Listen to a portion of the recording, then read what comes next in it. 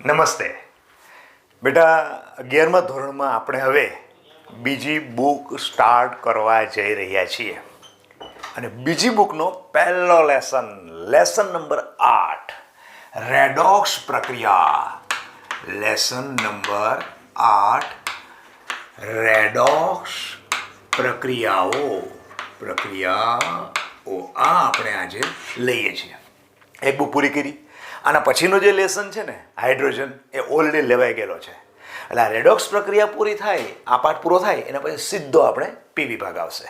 તો lesson number 8 redox પ્રક્રિયાઓ, આના વિશે પહેલાં પ્રાસ્તાવિક માહિતી જોઈએ કે રેડોક્સ પ્રક્રિયા પાઠમાં એવું તે શું ભણવાનું છે કે જેથી કરીને પ્રક્રિયાઓ તો અમને ખબર છે, પણ આ રેડોક્સ શબ્દ આગળ લખેલો છે સર, આ વસ્તુ શું છે?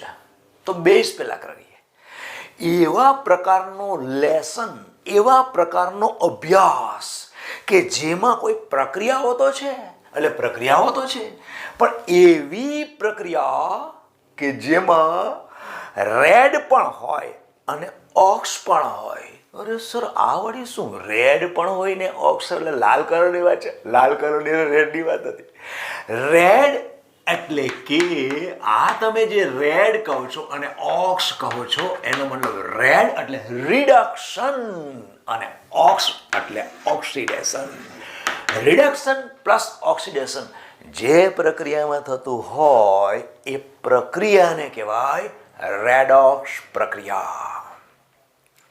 તો આપણે આ પાઠમાં શાનો અભ્યાસ કરવાનો? હવે તમને ખ્યાલ આવી ગયો છે શાનો અભ્યાસ કરવાનો છે. એવી કોઈ પ્રક્રિયા છે કે જે પ્રક્રિયામાં ઓક્સિડેશન પણ થાય અને રિડક્શન પણ થાય, એવી પ્રક્રિયાનો આખા પાઠમાં અભ્યાસ છે અને હોવો જ જોઈએ. તો જ તમારા પાઠનું નામ લખે રેડોક્સ પ્રક્રિયા. અચ્છા, બીજું ચાલો સર, વ્યવહારની અંદર આપણને પ્રશ્ન બાળકોને થાય કે પૂછે કે આવી કોઈ પ્રક્રિયાઓ ખરી?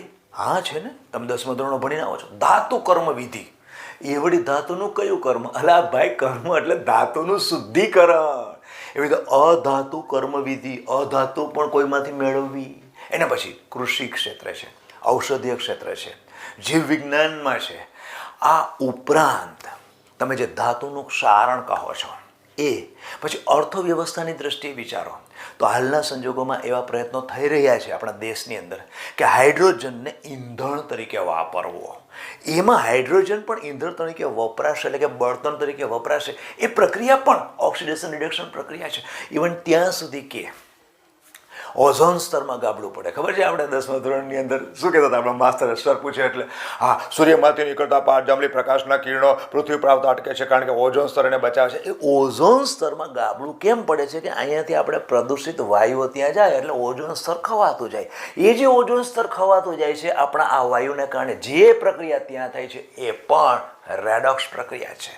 તો રેડોક્સ પ્રક્રિયા તો ઘણા બધા એના ઉદાહરણ છે રેડોક્સ પ્રક્રિયા. પણ રેડોક્સ પ્રક્રિયામાં આપણને એવું કહે છે કે પાઠની અંદર એકનું રિડક્શન થાય, એકનું ઓક્સિડેશન થાય.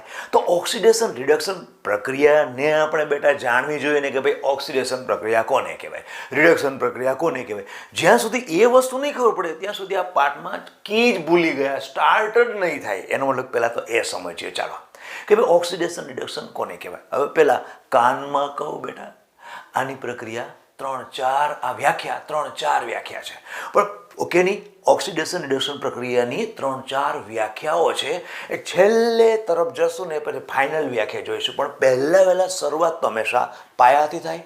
તો પેલી જૂની વ્યાખ્યા, બાબા આદમ વખતની જૂની વ્યાખ્યા, જે તે વખતે વિજ્ઞાનનો એટલો વિકાસ નહોતો થયો, બહુ ટેકનોલોજી યુગ એટલો બધો જબરજસ્ત ડેવલપ નહોતો થયો, એ વખતેની વ્યાજ છે કે ઓક્સિડેશન પ્રક્રિયા કોને કહેવાય, રિડક્શન પ્રક્રિયા કોને કહેવાય. એવા સમયે વૈજ્ઞાનિકોની સામે જેટલાય પણ પ્રક્રિયાઓ હતી એમાં એને એક ઓબ્ઝર્વ કરીને એ સમયે આપણને જે વ્યાખ્યા આપી છે એ વખતે એને સેલ્યુટેબલ છે. એ વૈજ્ઞાનિકો એણે કહ્યું, એને તમે જાણો પણ છો કે જે પ્રક્રિયામાં ઓક્સિજન ઉમેરાય.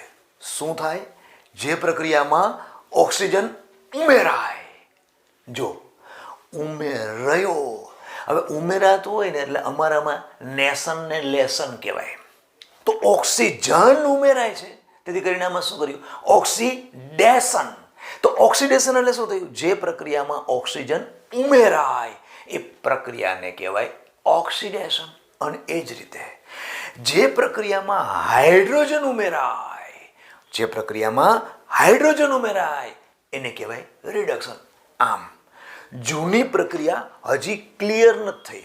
આખી મેં તમને પહેલા શરૂઆતથી ચાલુ કર્યું, પણ આખી ઓક્સિડેશન રિડક્શન પ્રક્રિયામાં થોડું ઊંડાણમાં હજુ જઈએ. ધારો કે મારી પાસે કોઈ એક આ પદાર્થ છે, ઓકે, જે પદાર્થને બીજી રીતે હું તમને સમજાવું. ધારો કે તમારી પાસે એક આખો કાચનો ડબ્બો છે, એની અંદર જુદા જુદા પ્રકારના આટલા ગોળાઓ બધા ભરેલા છે, ઓકે. એની અંદર એક સફેદ કલરનો જ ગોળો નથી. અચ્છા, હવે માંડ બારણું બંધ થાય ને એવી રીતે બંધ કરેલું છે, અને ઉપર તમે સફેદ કલરનો ગોળો નાખવા ઈચ્છો છો. અચ્છા, અરે સર પણ એમાં કેવી રીતે જાય? તો પેક થઈ ગયેલું છે આખું. કોઈ વાંધો નહીં. તો અંદર જવા માટે અંદરથી એક લાલ કલરનો ગોળો કાઢી નાખો. અચ્છા, લાલ કલરનો ગોળો કેમ કાઢ્યો? કારણ કે પેલો સફેદ કલરનો ગોળો અંદર જાય, જગ્યા જ નથી એ કે. તો પેલો અંદર જાય છે તો બીજાએ નીકળું તો જ પેલો અંદર ગયો, કારણ કે નક્કર પદાર્થ છે, ઓકે. તો એ સફેદ કલરનો જે ગોળો તમે કહો છો ને, એ સમજો ઓક્સિજન છે, અને અંદરથી લાલ નીકળે છે એ હાઇડ્રોજન છે. કારણ કે કોઈએ અંદર જવું છે તો બીજાએ નીકળવું તો પડે કે નહીં?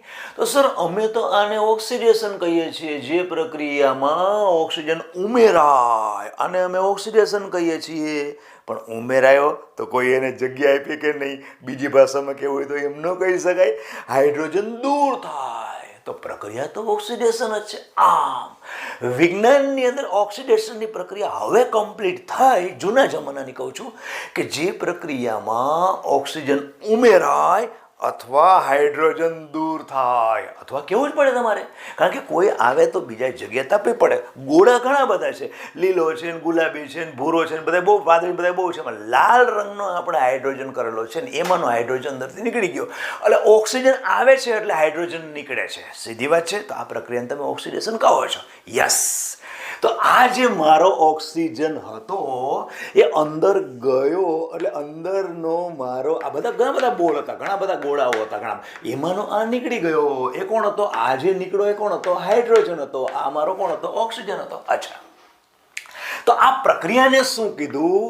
ઓક્સિડેશન. અચ્છા. તો આના કરતા ઉલટું થાય તો એટલે શું? હવે જો, પેલો અંદર તો સફેદ ગોળો છે જ, હા, બાકીના બધા લીલો દુધિયા વાદળી આન તે બધા નારંગી બધા પડેલા છે. હવે એવું થાય તો પેલો હાઇડ્રોજન છે ને એને હું અંદર નાખું તો પેલા ઓક્સિજન નીકળે. એનો મતલબ કે લાલ ગોળાને અંદર નાખું તો પેલો સફેદ ગોળો બહાર નીકળે. હા, કારણ કે જગ્યા જ નથી. તો એ પ્રક્રિયામાં શું થયું? સર એ તો ઓક્સિજન અંદર થોડો આવે છે, ઓક્સિજન તો બહાર નીકળે છે. આને કહેવાય રિડક્શન. અચ્છા સર હવે ખ્યાલ આવી ગયો. છોકરા એવું કહેશે, જે પ્રક્રિયા થઈને અંદર એવો પદાર્થ બદલી ગયો, તમારો નવો પદાર્થ બન્યો.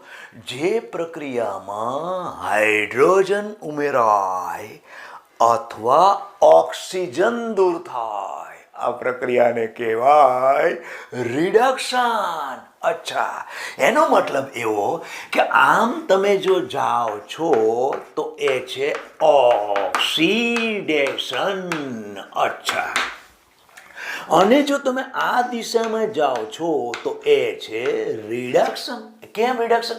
કેમ તમે હમણાં કહ્યું, જે પ્રક્રિયામાં હાઇડ્રોજન ઉમેરાય અને ઓક્સિજન દૂર થાય, આ પ્રક્રિયાને કહેવાય રિડક્શન.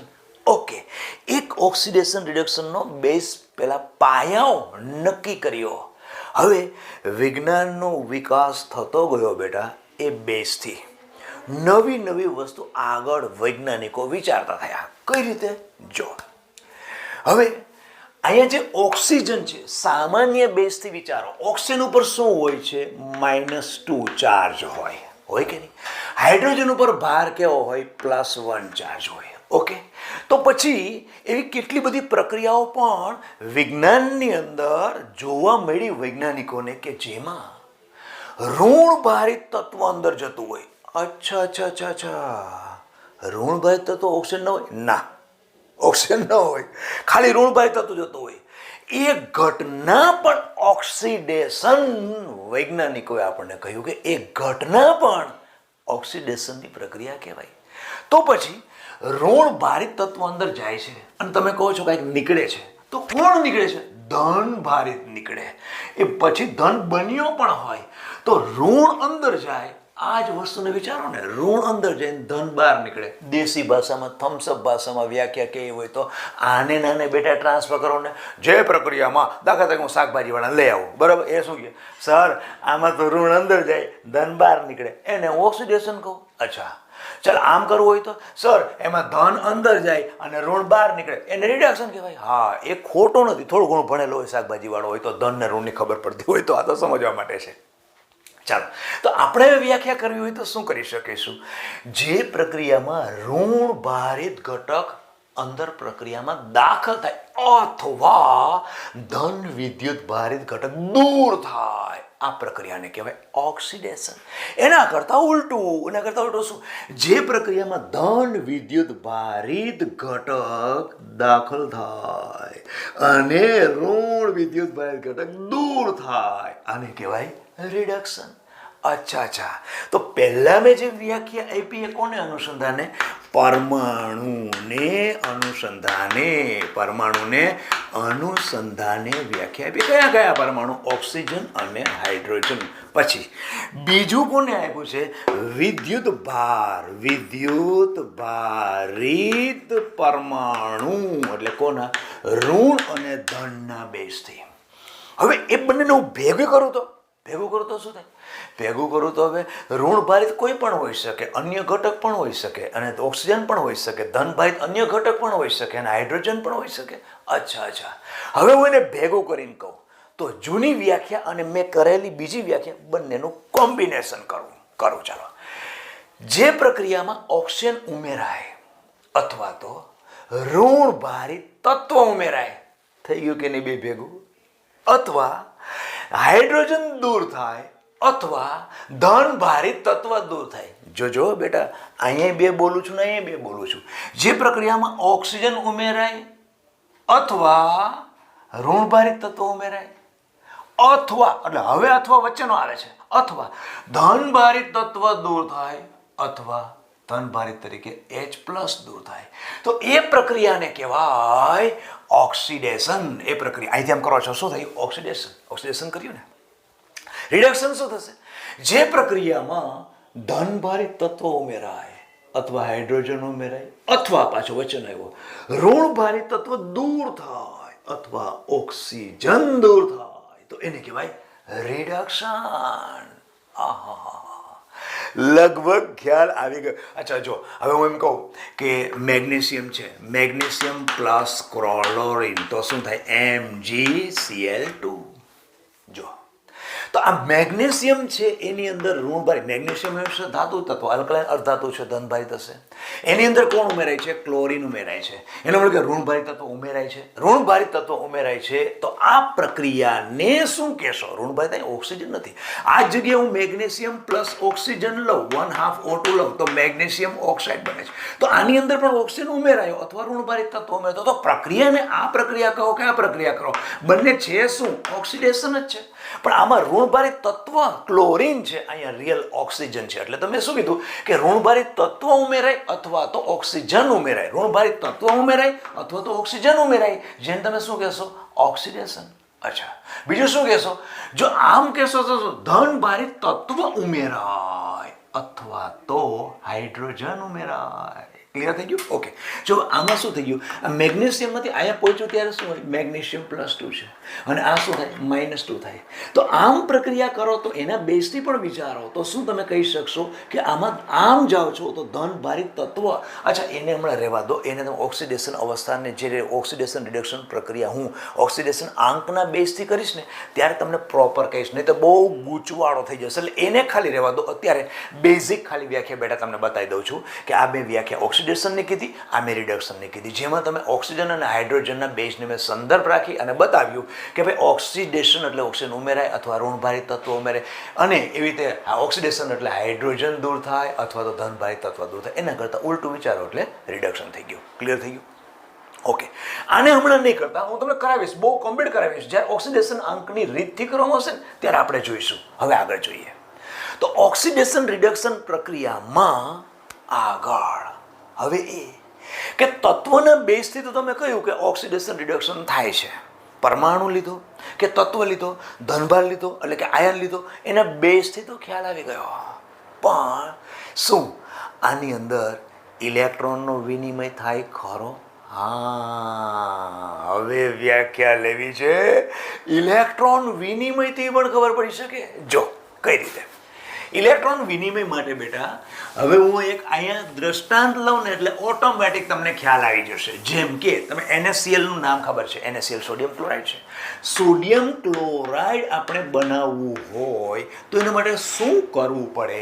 તો કે Na+ લેવો પડે. Na+ અને Cl- લેશો, આ બંનેને હું જોઈન્ટ કરી દઉં એટલે મને શું મળશે?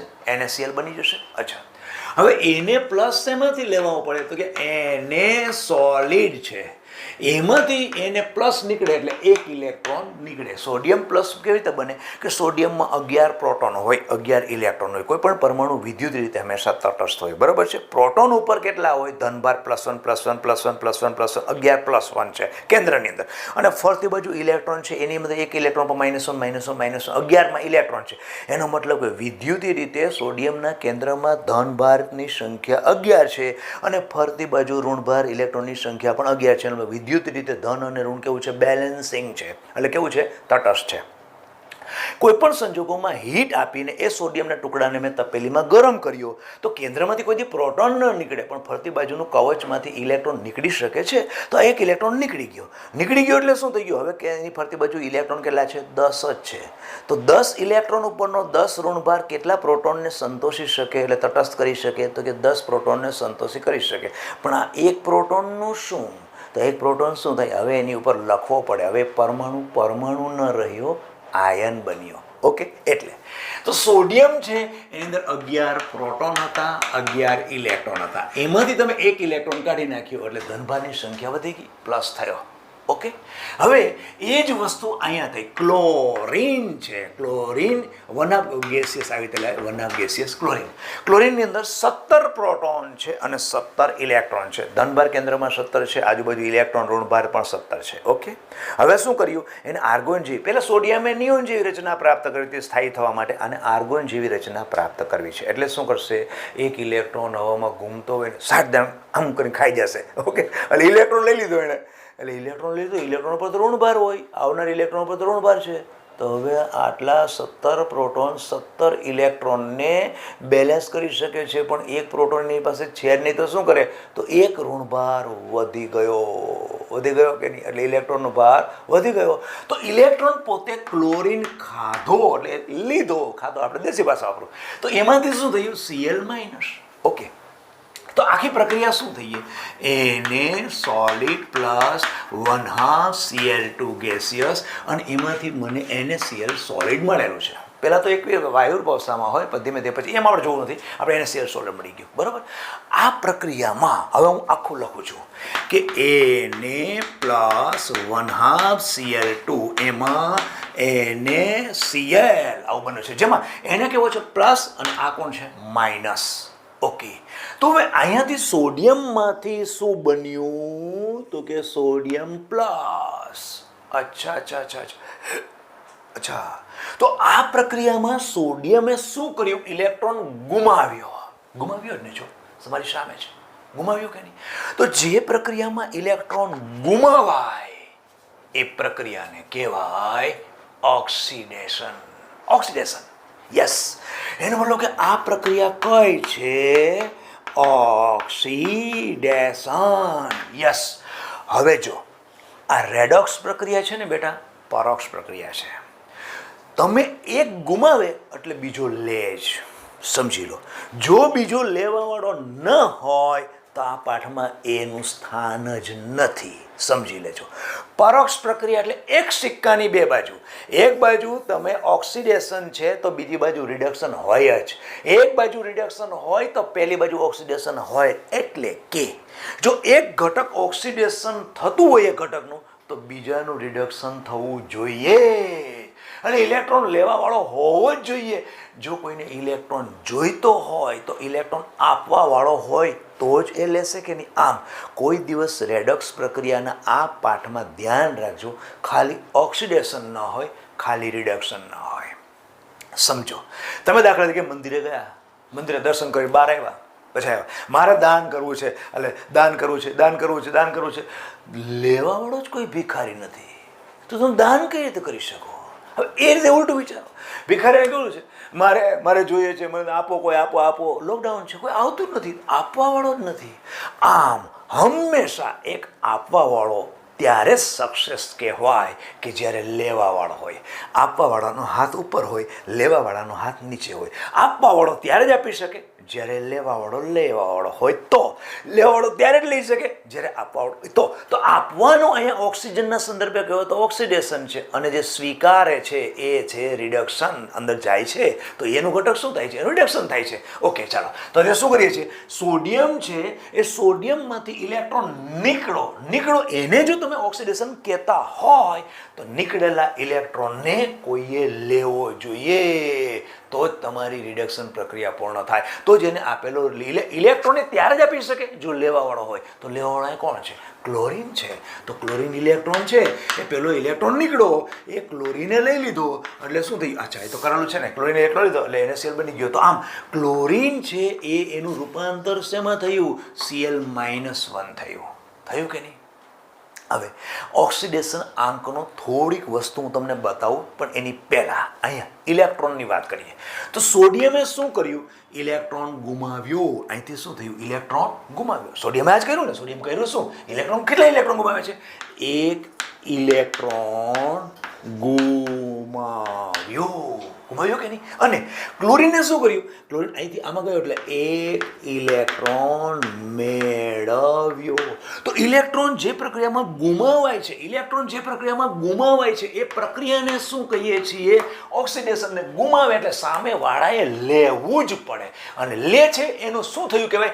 રિડક્શન. એનો મતલબ કાંઈ ક્લોરીનનું શું થયું? રિડક્શન. તેથી કરીને આ પ્રક્રિયાને કહેવાય રેડોક્સ પ્રક્રિયા. આ પ્રક્રિયા છે રેડોક્સ પ્રક્રિયા. આપણો અત્યારનો ખ્યાલ આવી ગયો, આધુનિક ખ્યાલ આવી ગયો કે જે પ્રક્રિયામાં બાબા આદમ વખતનો વસ્તુનો વિચાર કરવામાં નથી આવતો. શું વિચાર કરવામાં આવે છે? ઇલેક્ટ્રોન ગુમાવે છે, ઇલેક્ટ્રોન મેળવે છે.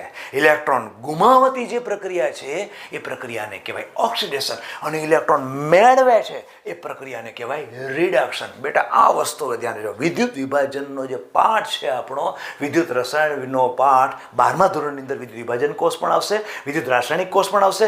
એની અંદર આ વસ્તુ છે, અને તમે પણ 10મા ધોરણમાં કરીને આવો છો. યાદ કરો, કોપર સલ્ફેટના દ્રાવણમાં અશુદ્ધ ધાતુનો કોપરનો સળિયો, શુદ્ધ ધાતુનો કોપરનો સળિયો, એકને બેટરીનો ધન જોડો છો, એકને ઋણ ધ્રુવ જોડો છો. ધન જો જોડ્યો એ એનોડ, ઋણ ધ્રુવ જોડ્યો એ કેથોડ. આ એનોડ તરીકે વર્તે, આ કેથોડ તરીકે વર્તે. ત્યાં તમારા માસ્ટર શબ્દો વાપરતા. ઓક્સિડેશન થાય છે, અહીંયા રિડક્શન થાય છે. એ જ ઓક્સિડેશન અને રિડક્શનની કમ્બાઇન્ડ પ્રક્રિયા, એટલે જ આપણી આ રેડોક્સ પ્રક્રિયા. તો આ રેડોક્સ પ્રક્રિયા મેં તમને કીધી. હવે રેડોક્સ પ્રક્રિયાની અંદર ફરીથી પાછું જૂનું શું હતું?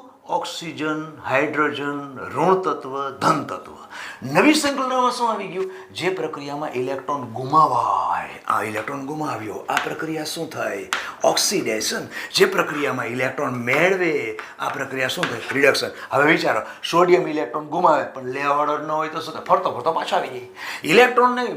ક્લોરીન ઇલેક્ટ્રોન જોઈ છે પણ આપવાવાળો જ કોઈ ન હોય તો કેવી રીતે Cl નું રૂપાંતર Cl-1 થાય? સ્થાયી કેવી રીતે બનશે? 18 ઇલેક્ટ્રોન મળશે ને. Cl- બનશે એનો મતલબ કે શું? 18 ઇલેક્ટ્રોન થાય. એને સ્થાયી થવું છે, અને પહેલા એ સ્થાયી થવું છે.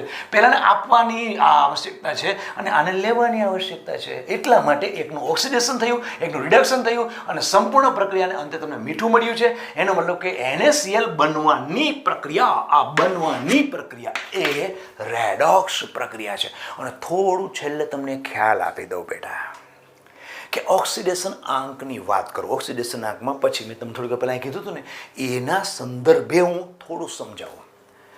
ઓક્સિડેશન આંક એટલે પરમાણુ પરનો વીજભાર. જો વીજભાર હશે તો જે વીજભાર હશે એ એનો ઓક્સિડેશન આંક કહેવાય અથવા ઓક્સિડેશન અવસ્થા કહેવાય. સમજો, જો વીજભાર ન હોય તો ઓક્સિડેશન આંક છે જ નહીં. જેમ કે મારા માથા પર ટાલ છે, વાળ જ નથી, તો ઉપર શું લખવાનું? 0. તમારા બધા માથામાં કાળા વાળ છે, તમારા કાળા વાળ એ તમારો ઓક્સિડેશન અવસ્થા. તમે કહો મારી પાસે 5 વાળ કાળા છે, તો 5 તમારી ઓક્સિડેશન અવસ્થા. તો પરમાણુ ઉપરનો વીજભાર, એ વીજભાર 0 હશે તો એ પરમાણુ હશે. જો વીજભાર ધન હશે કે ઋણ હશે, એ તો પરમાણુ નહીં હોય, આયન હશે. તો જ્યારે કોઈ પણ પરમાણુ લખો એની ઉપરનો વીજભાર છે ને, એ જ એની ઓક્સિડેશન અવસ્થા. આ હું તમને ટૂંકું કીધું કારણ કે મારે તમને ઓક્સિડેશન રિડક્શન પ્રક્રિયા બીજી રીતે સમજાવવાની છે. જુઓ, તો હું લખું sodium, magnesium, calcium, iodine, chlorine, zinc, આ બધું લખ્યું. આની ઉપર કે વીજભાર દેખાય છે? નથી દેખાતો. ઓકે, હવે હું સોડિયમને Na+ લખું, ઝિંક છે Zn ને પ્લસ લખું, આયોડીનને હું માઇનસ લખું. તો આ શું થઈ ગયું? આની ઉપર શું ભાર છે? 0 0 0 0 0 0. આની ઉપર શું છે? +1. આની ઉપર શું છે? +2. આની ઉપર શું છે? -1. આ આયન છે, આયન આયન આયન. આયન ઉપરનો વીજભાર એની ઓક્સિડેશન અવસ્થા, પરમાણુ ઉપરનો વીજભાર એની ઓક્સિડેશન અવસ્થા. તો પરમાણુ ઉપર વીજભાર કોઈ દિવસ હોય જ નહીં, એટલા માટે પરમાણુ બોલો છો. એવી રીતે અણુ ઉપર પણ ન હોય. જેમ કે H2O2, પછી સંયોજન લઈએ H2O, પછી NaCl, આ બધા શું છે? સંયોજન છે. Na2SO4, આ બધા શું છે? H2O આ છે. પછી H2O2 કહો, આ બધા શું છે? સંયોજન. સંયોજન ઉપર ક્યાંય ભાર દેખાય છે? દેખાય છે? નથી થતા. પરમાણુ ઉપર ક્યાંય ભાર દેખાય છે? જો બધા 0 જ છે, કંઈ દેખાય છે? નથી થતા. આયન ઉપર ભાર હોય તો નિયમ એવો છે, ઓક્સિડેશન આંકના નિયમો ઘણા બધા છે, પણ ત્યાં સિમ્પલ ટૂંકી રીતે તમને સમજાવી દઉં કે તમને જે દેખાય ને એ એની ઓક્સિડેશન અવસ્થા, ન દેખાય તો એની ઓક્સિડેશન અવસ્થા નહીં. થમ્સઅપ રીતે જુઓ, પરમાણુની ઓક્સિડેશન અવસ્થા કેવી થાય? પરમાણુની કેવી થાય? 0 થઈ. પછી સંયોજનની કેવી થાય? 0 થઈ. સંયોજન 0. અણુની કેવી થાય? અણુ છે, અણુ છે, અણુ છે. આ અણુની કેવી થઈ? 0. અણુ, પરમાણુ કે સંયોજન કે જેની પર કોઈ ભાર જ નથી. જેમ કે CO2 વાયુ છે, કાર્બન છે, ઓક્સિજન છે, સોડિયમ પ્લસ છે, Cl માઇનસ છે, I માઇનસ છે. તો CO2 કોણ છે? અણુ છે. આ કોણ છે? પરમાણુ છે. આ પણ કોણ છે? પરમાણુ છે. આ બંને કોણ છે? આયન છે. આ ત્રણેય કોણ છે? આયન. તો આ અણુ છે, અણુ છે. આ C2 પણ અણુ છે અને આને સંયોજન કહીએ, સંયોજન છે ને. તો C2 કોણ છે? અણુ છે. H2 કોણ છે? અણુ છે. આ કોણ છે? અણુ છે. તો અણુ ઉપર કોઈ ભાર દેખાય છે? નથી. તો આ શું થયું? 0 0 0 0 0. આ +1 -1 તમને જે દેખાય છે એની ઓક્સિડેશન અવસ્થા, બસ, બીજું કંઈ નહીં. નિયમ શું છે? અણુ, પરમાણુ, હાઇડ્રોજન, ઓક્સિજન, ક્લોરીન, સોડિયમ, આ શું છે? બધા પરમાણુ. આ પણ કોણ છે? પરમાણુ. અણુ, પરમાણુ અને સંયોજન એની ઓક્સિડેશન અવસ્થા કેવી હોય? 0. જો અણુ જુઓ કેવી છે? 0. પરમાણુ જુઓ કેવી છે? કાંઈ છે જ નહીં, 0. સંયોજન જુઓ, સંયોજન સંયોજન લઈએ Na2SO4, NaCl, આ બધા શું છે? સંયોજન. એની પર કાંઈ છે? 0. નથી. ઓકે. તો અણુ, પરમાણુ અને સંયોજન એની ઓક્સિડેશન અવસ્થા 0. અને આયન ઉપરનો વીજભાર એ જ એની ઓક્સિડેશન અવસ્થા. આયન ઉપરનો વીજભાર એટલે આઈની આમાં ઓક્સિડેશન અવસ્થા કેવી છે? -1. આ જગ્યાએ હું આઈ લખું તો એ પરમાણુ થઈ ગયો, એની ઓક્સિડેશન અવસ્થા કેવી? 0. Cl છે એની ઉપર અત્યારે આયન સ્વરૂપે છે, તો Cl ની ઓક્સિડેશન અવસ્થા શું થઈ? -1 થઈ. સોડિયમ છે, સોડિયમને હું Nl લખું તો એની પર કાંઈ નથી, તો પરમાણુ છે, પણ એની પર ઓક્સિડેશન અવસ્થા કેટલી? અત્યારે આયન છે એટલે કેવી થઈ? +1. ખ્યાલ આવી ગયો? આમ અણુ, પરમાણુ અને સંયોજનની ઓક્સિડેશન અવસ્થા કેવી હોય? 0 હોય, પરંતુ આયનની ઓક્સિડેશન અવસ્થા આયન ઉપરનો વીજભાર છે. ઓકે, હવે એના બેસિસ સમજાવો તમને હું. ચાલો કરીએ. આ આખું કાઢી નાખું. અચ્છા,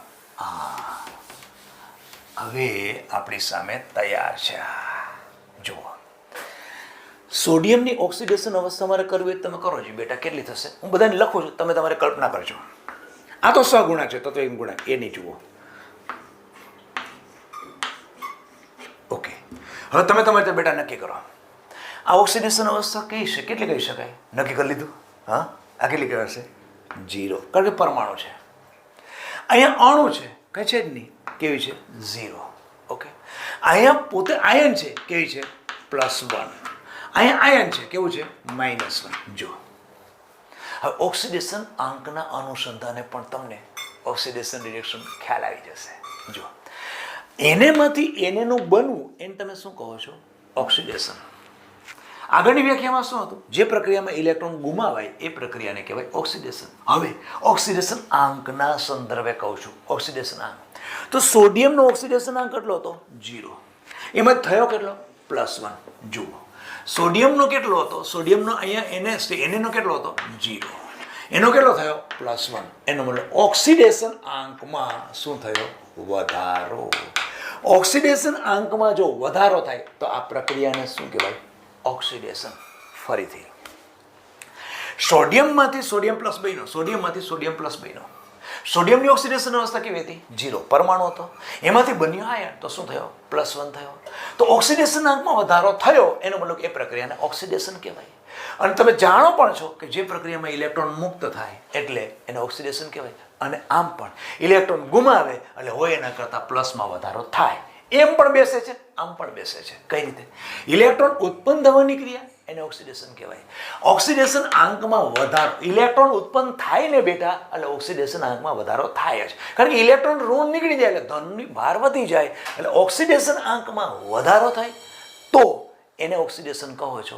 અને ઇલેક્ટ્રોન નીકળે એને ઓક્સિડેશન કહો છો. એ બે વસ્તુ એક જ થઈ. હું એકવાર આમ કાન પકડું અને એકવાર આમ કાન પકડું, વસ્તુ તો એક જ થઈ ને. મેં આજ મારો જમણો કાન જ પકડું, તમારા માટે ડાબો થશે, મારા માટે જમણો. ઓકે, તો વસ્તુ એક ને એક વસ્તુ એકને એક વસ્તુ તમે બે અલગ અલગ રીતે વર્ણવો છો. હું એમ કહું કે મારામાંથી ઇલેક્ટ્રોન નીકળો એનો મતલબ મારી પાસે 0 હતો, હવે ઇલેક્ટ્રોન તો ઋણભાર નીકળી ગયો તો મારી પર ધનભાર જ થાય ને. તો પહેલાં શું હતું? 0 હતો, પછી શું થયું? ધન થયું. તો ઓક્સિડેશન આંકના સંદર્ભે કોઈ એમ કહે કે આ સરના ઓક્સિડેશન આંકમાં વધારો થયો, અલા ભાઈ વધારો થાય જ ને, મારે ઇલેક્ટ્રોન નીકળી ગયો. ખ્યાલ આવે છે? અને ખાલી કહેવાની રીત અલગ છે. ઓક્સિડેશન આંકની રીત મેં તમને વચ્ચે કહ્યું હતું ને, સમજાવીશ પછી. તો જેમાં પ્રક્રિયામાં ઇલેક્ટ્રોન મુક્ત થાય એને કહેવાય ઓક્સિડેશન.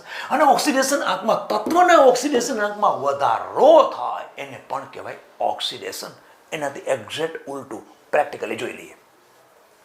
Cl શું હતું? ઓક્સિડેશન આંક કેટલો હતો? 0 હતો.